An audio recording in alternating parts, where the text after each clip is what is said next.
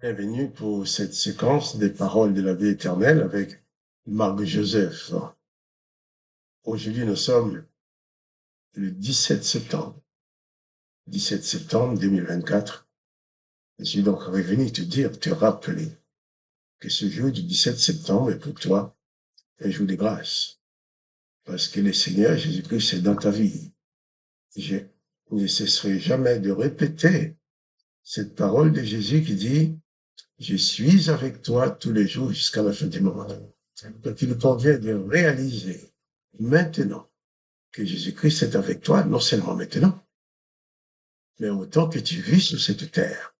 Jésus-Christ s'engage à demeurer avec toi, à demeurer dans ta vie, à te conduire, à te diriger, à veiller sur toi, à diriger ta vie. Bien sûr, il ne va pas le faire contre ta volonté. Mais si toi, tu t'engages à être un disciple de Jésus-Christ, Jésus-Christ s'engage aussi à être avec toi tous les jours jusqu'à la fin du monde, quelles que soient les circonstances. Bien entendu, Jésus n'a pas dit que si tu es son disciple, tu n'auras jamais de problème, tu n'auras pas de soucis. Tu vis dans ce monde, sous ce sol qui a été maudit par l'Éternel des armées quand il disait « je maudirai le sol ». Et d'autres malédictions, il a dit « j'exterminerai l'homme ». Encore plus grave, il a dit « empêchons l'être humain de vivre éternellement ». Jésus-Christ dit, lui, celui qui croit en lui vivra éternellement. Il efface cette condamnation-là. Et cette condamnation a été exterminée. Jésus répond aussi en disant, je les ressusciterai. Et quand Jésus dit qu'il est avec toi tous les jours jusqu'à la fin du monde, il t'accompagne dans toutes les circonstances. Il faut que toi-même tu en prennes conscience. Quelquefois, tu n'arriveras pas à comprendre les événements. Quelquefois, tu ne comprendras pas ce qui se passe autour de toi, ce qui se passe dans ta vie. Mais tu dois, en pleine confiance, réaliser que quand toi, tu ne comprends pas Jésus-Christ, ton berger, ton maître, qui te garde, qui s'engage à être avec toi dans toutes les circonstances, lui, il comprend ce qui se passe. Non seulement il comprend, il a la capacité de maîtriser les événements. Alors, si tu te positionnes comme ça en Jésus-Christ, alors pas de panique. Plus besoin de paniquer. Plus besoin d'avoir peur. Plus besoin de te démoraliser à cause des événements. Pour tous les événements de ta vie, tu fais tout ce que tu peux. Mais lorsque tu es limité, lorsque tu ne peux pas, tu passes la main à Jésus-Christ. D'ailleurs, même quand tu peux, tu dois aussi compter sur lui pour te diriger, par sa sagesse, par sa puissance, par son Saint-Esprit. Donc, souviens-toi que chaque jour pour toi, avec la présence de Jésus-Christ, est un jour de grâce et de bénédiction. Je ne connais pas ce qui va t'arriver aujourd'hui, je ne connais pas les problèmes que tu vas avoir à affronter. Mais ce dont je suis sûr, c'est que le Seigneur Jésus a dit qu'il est avec toi jusqu'à la fin du monde. Et rien ne peut l'empêcher d'être avec toi, car il est de sa volonté. Et il le fait parce qu'il t'aime, il dit qu'il est pour toi le bon berger.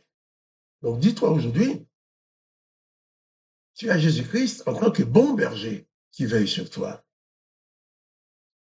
J'aime bien souligner le fait que Jésus-Christ a dit ces paroles sur la terre d'Israël où les Juifs, tous les jours, récitaient les psaumes 23, l'Éternel est leur berger. Adonai Roi, l'Éternel est leur berger. Jésus n'a pas dit que l'Éternel n'était pas leur berger, mais Jésus-Christ dit, moi je suis le bon berger. Le bon berger donne sa vie pour ses brebis. Le bon berger n'ôte pas la vie. Donc, réalise que Jésus-Christ n'est pas celui qui va te condamner, n'est pas celui qui va te juger, n'est pas celui qui va t'enfoncer, qui va te piéger, qui va t'exterminer. Non, c'est pas Jésus-Christ. Jésus-Christ, c'est celui qui t'aime, qui veut que tu sois sauvé. Non seulement que tu sois sauvé, mais surtout que tu aies la vie éternelle. Que le nom de Jésus-Christ soit béni. Jésus-Christ a dit aussi que toi et moi, nous pouvons adresser nos prières à Dieu son Père en son nom. Alors, avant de pouvoir lire avec toi ces textes qui nous parlent, qui nous relatent les paroles de Jésus-Christ, je vais prier avec toi. Je vais prier pour que, par son esprit, le Dieu Tout-Puissant, le Dieu de Jésus-Christ, touche ton cœur, touche ton âme, touche ton corps, et qu'il te donne la solution dont tu as besoin, qu'il dirige ta vie, et que ta vie ne soit pas un échec, que ta vie soit une réussite, dans le nom de Jésus-Christ. Père, je viens devant toi dans le nom de Jésus-Christ, avec ce frère, avec cette sœur, avec cet homme, cette femme, qui écoute et qui regarde cette vidéo et qui prie en même temps que moi. Je t'apporte sa prière, je me joins à elle, je me joins à lui pour t'apporter sa prière, sachant que dans ta bonté, tu dis lorsque deux ou trois s'accordent pour demander quelque chose, tu interviens. Alors interviens maintenant pour mon frère, interviens pour ma sœur. Interviens, Seigneur, pour cet homme, pour cette femme qui se trouve dans la détresse, qui a besoin de toi. Interviens pour cette femme qui a besoin de ta lumière. Interviens pour cet homme qui a besoin de ta lumière. Je t'en supplie, dans le nom de Jésus-Christ, répands ta grâce, ta bénédiction. S'il est malade, si elle est malade dans son corps, tu lui donnes la guérison. Que son corps puisse manifester une bonne santé maintenant dans le nom de Jésus-Christ. Père, c'est dans le nom de Jésus-Christ que je te prie et je te demande de combler la vie de ces bien-aimés. Ils prient avec moi maintenant et que leur vie soit une réussite sous ta direction. Papa, merci, parce que c'est toi qui fais les choses merveilleusement. Tu es digne d'être glorifié, d'être loué. Alors je glorifie ton nom. Je te remercie, Père, de ce que tu réponds à ma prière dans le nom du Seigneur Jésus-Christ. Amen. Amen. Voilà.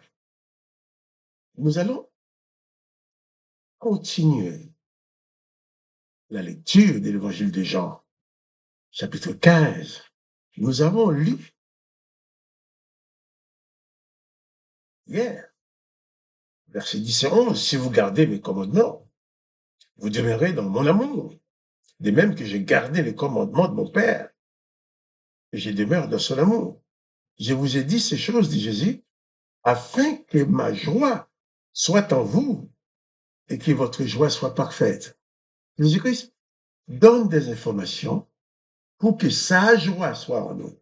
Pas la joie de ce monde, pas la joie que le monde peut apporter, pas la joie parce qu'il n'y a pas de problème, parce que tout va bien, tout le monde est beau, tout le monde est gentil, non, c'est pas ça.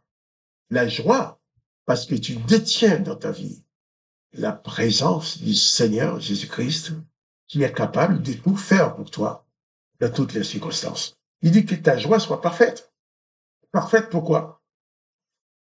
Parce que c'est Jésus-Christ le parfait qui te communique cette joie-là. Et je vais lire le verset d'après. Jésus dit maintenant, c'est ici mon commandement. Aimez-vous les uns les autres comme je vous ai aimés. Jésus n'a pas donné une suggestion. Jésus n'a pas donné un conseil. Il n'a pas donné une méthode qu'on peut suivre si on veut. Mais il dit, c'est ici mon commandement. Mon commandement, les commandements de Jésus-Christ est de vous aimer les uns les autres comme Jésus lui-même vous aime. Les commandements de Jésus-Christ pour toi, c'est d'aimer tes frères, d'aimer tes sœurs, d'aimer tous les hommes, toutes les femmes que tu rencontres. Manifeste ton amour pour eux. Aime-les d'un amour simple et véritable, comme Jésus t'aime. Jésus dit, aimez-vous les uns les autres comme je vous ai aimé. Il dit, il n'y a pas de plus grand amour que de donner sa vie pour ses amis. Vous êtes mes amis si vous faites ce que je vous commande. Là, Jésus parle en tant que maître, en tant que Seigneur. Il donne des commandements. Il ne donne pas des conseils. Apprendre, pas des conseils, des choses à faire, c'est pas facultatif. Il n'a pas dit que Tu aimes si tu veux, tu n'aimes pas si tu veux. Il dit, c'est un commandement d'aimer les autres d'un amour sincère. D'aimer du même amour que lui t'aime. Jésus a dit d'abord, un peu plus haut, un peu avant, il avait dit qu'il nous aime du même amour que le Père l'aime. Et maintenant, il te demande d'aimer les autres du même amour que lui, il t'aime. Parce que qu'est-ce qui se passe? Entre Dieu le Père, Jésus-Christ et toi, Jésus veut construire une chaîne d'amour. Le Père aime le Fils t'aime, et toi, tu vas aimer les autres qui sont à côté de toi. Mais pas d'un amour intéressé. Oh, j'aime bien, je l'aime, hein, parce qu'il est très gentil. Oh, il aime bien rendre service. J'aime bien parce qu'il m'amène toujours quelque chose. Non. Il faut aimer tout simplement parce que tu es amour. Dieu est amour. Jésus-Christ est amour. Toi aussi, tu dois être amour. Afin de pouvoir aimer comme le Père aime, comme Jésus aime. Et Jésus-Christ dit bien, ça c'est un commandement. Commandement. Et nous allons revenir encore demain, Dieu voulant, sur ce verset. Mais retiens ceci. Jésus-Christ est aimé de son Père, et toi, tu es aimé de Jésus-Christ. Et toi, tu dois prolonger cette chaîne d'amour en aimant les autres qui sont autour de toi. Que le nom du Père soit glorifié, que le nom de Jésus-Christ soit glorifié, et que toi, tu sois richement béni dans la présence de Jésus-Christ. Quant à moi, Marc-Joseph, je te répète encore surtout, pas de panique. Le Seigneur Jésus-Christ est avec toi. Il ne t'abandonnera jamais. Je te dis aussi, si tu aimes cette vidéo, partage-la avec tes amis. Et aussi, à demain pour les paroles de la vie éternelle.